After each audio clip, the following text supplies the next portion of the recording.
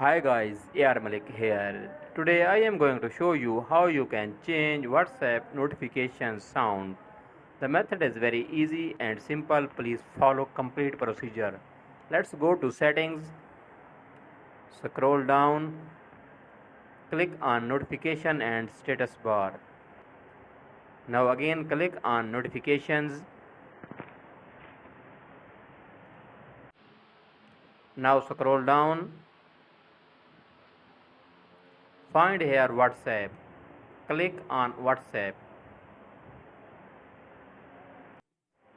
Now scroll down again and click on chat history backup.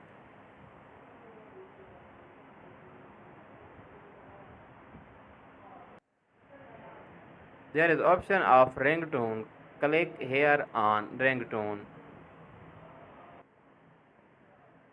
Here there are many ringtones. You can select any one of the following.